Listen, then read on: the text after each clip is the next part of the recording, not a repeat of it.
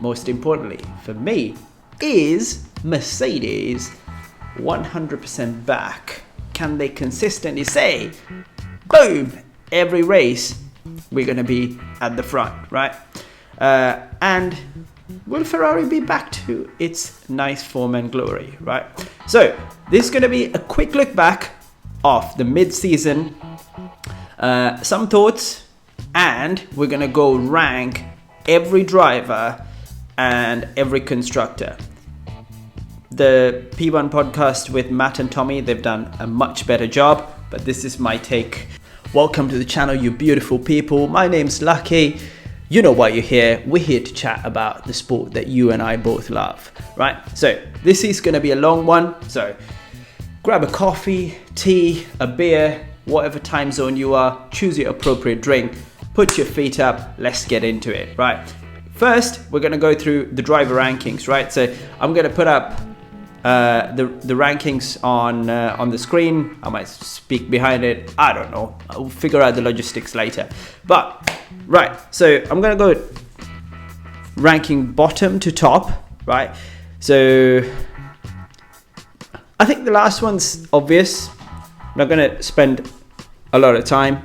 Underperformed against the teammate. I think also underperformed the car. Qualification pace has been pretty low. It's Logan. I'm going to give him a 5 out of 10. No points. He has lately shown some shimmers of pace and consistency, but I think it's a bit too late, right? Sainz is coming in.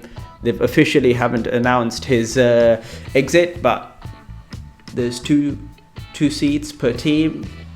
They were Albon and Sainz. You do the math. Anyway, so that's number 20. Just FYI, we're going to leave Ollie out of this conversation because he's done a great job. He's coming back to Haas next year. We'll review him next year, right? But for this purpose, he's not going to be on the review list. Number 19, I'm going to go with Kev, right? So the reason I put him... He's been a great team player, but he's accumulated way too many penalty points. And I think sometimes, despite the quote from the great Ayrton Senna, he does go for a gap that does not exist at someone else's demerit, right? So Monaco is a pretty good example. I think Hulk just summarized it, right? That was unnecessary, was what he said, right? So I think there's been too many errors. He's closing to a race ban. I think he's 2 away. He was very lucky not to get those 2 in Monaco. So I think largely for the lack of racecraft and awareness, I'm going to put him there. So I'm going to give him 5.5. 18, Joe. Another 5.5. It's just been inconsistent, right? Like last year he was a bit better, but like if you look at Bottas and Joe's qualification results and race pace, Bottas just like outshone him the complete season. It's a bit sad because the car's not there, because I think Bottas is one of the most underrated drivers and, for example, would fix the Perez problem, but you know, he doesn't move merchandise in Finland versus Mexico, so, and probably doesn't bring the same amount of commercial backing and sponsorship that Sergio brings, right? But he's a really underrated driver, but against him, Zhou's just fallen off the cliff. The car is bad, his performance is bad. Gonna give him 18th, 5 out of 5, right? And then 17th, I don't think you guys are gonna like it, but I'm gonna go with Perez, right? Yeah, first couple of races, was it? First 2, he was at 1 and 2 in Saudi and Bahrain.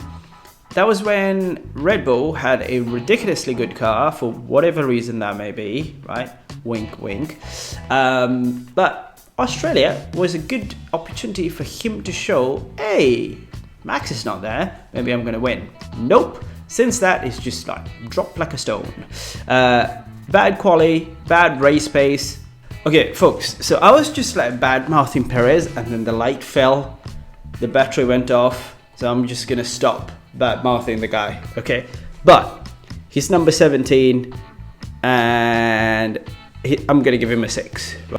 Next is Lance. I kind of want to say like Lance has been Lance, but at the same time he's had a good spell where he was like out qualifying and out racing Alonso. But I think that was more Alonso just kind of got his extension till 2026. He's like, the car's not there, it's not as good as 2023, I might as well wait till 2026 when we've got the Honda new factory, potentially Adrian Newey coming over. I'm just gonna give my one last bang, right? So he's had some good races, but I don't think he's consistently performed to outshine Alonso, outshine the car, and show that he's like a championship contender if the car is right? So 6.8 for him. Ocon and Pierre are going to be back to back. I think the only reason Ocon's below is because I think on his day he's a great racer, but sometimes awareness comes to a question.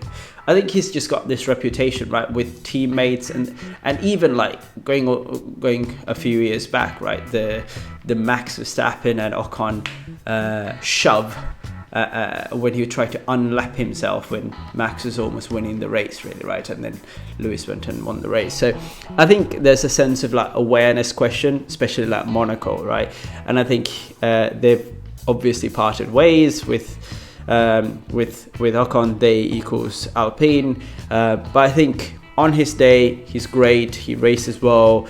When points are available, he genuinely gets it. And I think lately he's been even out qualifying Pierre as well, right? So I think he's good. He just falls below Pierre because of the awareness point, right? Pierre, similarly, I think he's extended his contract, but I think the car's been a bit shite. But I think he's done majority of what he can do with the car, but there hasn't been like standout performances where you go like, whoa, what a drive, right? But that could simply be because the car's not there, we don't see enough coverage, and only his team and his race engineer would know how well he's pushing with the limitations of the car. But for me, it's an underrated under the radar driver. Haven't done anything extraordinary with the capability of the car. So it's just a 7.2. Alonso comes up next. He's underperformed against Lance, and Lance isn't necessarily held as the pinnacle of the sport, really, right? I think Lance has got great caliber. He's done well in his on his campaigns to Formula One, but Alonso, you expect to see this like moments of shine, right? Like Canada when it's wet, or Silverstone even, or even the Belgian Grand Prix, right? So I do expect like these slimmers of, or the quick shines of lights almost from Alonso, which for this season we haven't seen. There were some good drives, right? But I don't think he's maximized the car. Neither is he bringing his 100% self. The word I feel like describes him is subdued. Almost feel like I mentioned before, right? He's waiting for his kind of like last hurrah if everything aligns, from engine from Honda, new facilities from Aston Martin, Adrian Newey comes in, new regulations, boom, I got a rocket ship, I'm going to deliver in and out now, kind of thing. Then you got Daniel, which I think average is the word. I think he hasn't blown Yuki out of the park. Actually, Yuki's done the other way around. There's been instances where Ricciardo's outshone Yuki, but there I want to say there was a track advantage, or the tracks where Ricciardo's good at, right? But I don't think he hasn't blown Yuki away, because I think if he has, he would potentially be sitting in the Red Bull second seat. I don't know. That's just my talk. Valtteri, right? I think Valtteri's done way better than Zhou. So, like, I think the team's not done well to grab the opportunities for points where possible. Example, Belgium. If you guys haven't watched the Belgian Grand Prix review, go have a look. If you guys are free after this. But yeah, I think he's washed out Zhou. He's done well in his qualifying. He's maximized the car where possible, even when there were, like, you know, sub 5 second pit stops or sub 10 second pit stops at the start of the year, really, right? So he's still pushing the car along, and I think he's one of the most underrated drivers in the sport, which is quite sad to think that he might not really get a drive next year, right? I'd love to see him next to Max, and like, I think Red Bull would thrive with someone like Valtteri there. But anyway, moving on. So Valtteri gets a 7.8. Next is Albon, right? So I think the only scorer in Williams, but he doesn't really have a good standard to get measured against, right? Next year would be a different story when Carlos comes in. But I think the car's not been the greatest, but I think there might have been opportunities where, like, points were on the card but not really optimized. But I feel like, again, like last year, Albon had these drives where you were like, woo! I think James mentioned, there was a champion's drive. I think it was either Canada when he held everyone behind him, right? But like, I understand that the cars change so that it's not necessarily a straight line wonder, and it's a bit more pliable and a much more all-round car across different tracks. But I haven't seen a standout drive or a standout quality performance to kind of like bump him above that, right? So yeah, Albon gets an 8. Yuki.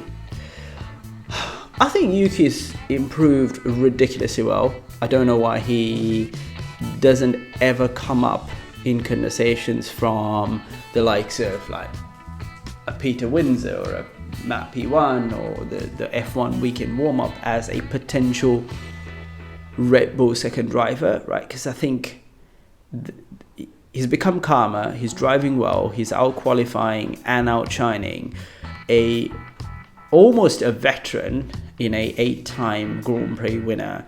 I feel like he could do a better job than Sergio, right? Next one's going to be a surprise, but this is my way of thinking about it, right? So I think I'm biased, and I'm not the biggest fan of Lando. The maiden win in Miami showed that he could win a race, but I don't think he showed that when the car is right, he maximizes the car, right? So since Miami, I think McLaren always had a shot of winning. It may be as a function of the team messing up the strategy or whatever that may be, but I think it takes the right combo of both team, car and driver to consistently win. And if the driver is 1/3 of that formula, he's definitely not brought that 1/3 to the equation over the course of the second half of the first half of the season, right? Because I think there's a much that he can improve in terms of starts, in terms of being consistent with strategy calls, pit box entry, in terms of tire management even. Silverstone, I think he pushed way too hard, lost the second position, still could have gained points on Max. So you have to almost like that racecraft, think bigger picture moments, right?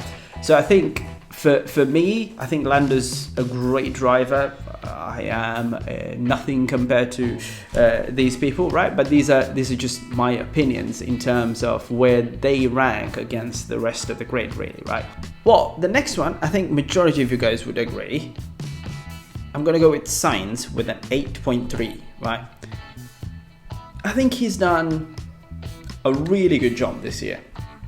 Start of the season, you get told, oops, you no longer have a seat at the most recognizable F1 seats in the world, Ferrari. Hey, you gotta go find something else, right? That's a tough pill to swallow, because he's been a really, really good driver. Sometimes outshine Charles, who's relatively recognized as the fastest guy and for within one lap, right? So I think that was a tough pill to swallow. So the mental agility, then second, the physical recoverability in terms of having appendicitis and coming back and just winning a race. That's just mental. I can barely like have a paper cut, and then the next day I'm like, oh my god, I might not be able to go to work, right? And this guy just pulls 5G for days. So I think, and he's been consistent, right? So wherever there's a podium opportunity and Ferrari's not the fastest car, he's capitalized on it. Maybe the last few races, Charles found his kind of momentum back, but it's just kind of the nature with the Ferrari boys, I've noticed, right? Like, it goes Charles, Sainz kind of thing, right? So I'm yet to see if there's going to be consistency through Charles over the course of the next half of the season. But as of for the first half, he's, I think, done really well. Great race IQ, win when possible, podium secured when possible. His qualifying pace has been on the money as well, right? So 8.3 for Sainz, and very closely matched Charles next, really, right? So 8.4 for me for Charles. I think good start. I think he genuinely needed to break the Monaco curse, but I think the curse came in a different way, right? So he won Monaco, and then everyone was like, oh my god, Charles is gonna fight for the championship, and then the next race he's just down in the dumps, right? So I think maybe the curse struck day late and a season hard, right? So I don't know, and I think some of the Ferrari upgrades are to blame as well, but I think there's a loss of consistency, and maybe because it was a relief of like winning this race which has been cursed for years and years, and he's wanted to win that for himself, and as he mentioned, for his dad as well, right? And then I think lately he's restarted to find his rhythm in terms of qualifying. Spa is a good example, and then kind of get the podiums where possible, right? So 8.4, very, very closely matched between Sainz. The next is very closely matched too, right? So I'm gonna go with George. Bit of a bias because I didn't want George to join Lewis, and I'm a massive Lewis fan as well. So there's a bit of bias there, but I think let's give kudos where needed and where warranted, right? So he's raced against, I think, the all-time greats statistically, if one wants to quote it that way, but I think his driving style and Lewis is one of the greatest, and he's held his nerve against him, out-qualified him with a car that is not necessarily suited to Lewis, because I think I'm going to talk about this on a reactions video separately, but where adaptability is not necessarily going to favor Lewis, George has outshone Lewis, right? But I think when there has been some issues here nor there, right, from consistency perspective. Australia is a good example. He's had bad luck in terms of some did not finishes and a disqualification, which is an amazing drive as well. But I think when there's rain, when there's mixed weather conditions, example Canada and the British GP, I think it just shows why Lewis is a better driver still than George, in my view, right? But all in all, he stood toe to toe. He's great in the cockpit, sometimes a strategy genius. Race pace is awesome. He's whispering his tires now, which is something that you can usually attribute to Lewis. So I think he's done amazing, right? So very closely matched, but I still give the edge to Lewis if the car is right? So next is Lewis. Lewis gets an 8.6 from me. I think the only driver to have multiple wins this year.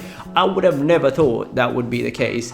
And I am almost salivating with the hope of the fact that there may be a chance to see like old guard versus new guard fight. How cool would that be, right? Like Lewis versus Max, Lando, Oscar, Russell, and maybe even Charles, right? Like that'd be mega, and that would be a testament to show that how good Lewis is, right? But yeah, I think the last 5 races, despite him saying, "Oh, I might not be able to out-qualify Russell for the whole year," he's out-qualified Russell. He's won races, and he's the only one to have multiple race wins, more than Max this year. So I give him props, and I think momentum's on his side. Next one's Hulk, right? Like I think Hulk's just mental, right? Like the guy's done well, qualified well. Silverstone drive was just amazing, where they can capture points. He's just driven flawlessly and elevated Haas to a place that place probably where they deserve, really, right? Under the direction of Ale, and I think it's just very consistent, right? I think on the day, I think I'd give him as one of the fastest drivers on the grid, and race pace isn't bad either, right? So I think he's mega. For that car, he's outperformed. Next, I'm gonna go Oscar, right? So, but I love this kid. I absolutely love this kid because he is calm. His tire life problems from last year has improved. Belgium was a good example. Hungary, he just controlled the pace until the last stint, right? Which I think, again, is questionable as to why. Maybe he pushed too fast and they kind of lost the temperatures and so forth. But like tire life has improved. He's kept pace with Lando. He's out-qualified him sometimes. He's taken him off the line on sometimes. Race winner under 50 races. That I think is amazing. And he is doing really well for his second season, right? So I think a 9. And top of the sheet is Max, right? Like there's, again, it's been almost a flawless season so far from Max. There's been hints where you see his aggressive side, right? Like I don't know, maybe that's the racing instincts that I would never understand, right? Like Austria is a good example. Hungary, I think, is also a good example, where I think Max always wants to win, right? Or at a minimum be on the podium, which I think is one of the killer instincts that drives the success and the brand of Max Verstappen. So like amazing quali, amazing race pace, maximizes points where possible, pulls that car into positions that are relatively unimaginable against the second driver, right? Because I think Perez for the last 5-10 races have qualified bottom half of Q3 or Q2, whereas Max is either on the first row or the second row unless he has an engine penalty, right? So I think he's done a great job, pulled a lead against Lando where the car was not better off than the McLaren, and he's consistently managed to extend the lead. It's partly supported by the fact that like Lewis and Russell and Oscar are taking points over Lando, but at the same time, strategically, he's raced well, qualified well, started the season off well, and then extended the lead and maintained the lead. So yeah, that's it. Max is the winner. Those are my ratings for the drivers, right? So this has been a long one. Thank you all for you beautiful people for sticking around. If you like it, hit that thumbs up, subscribe, and we'll see you on the next video.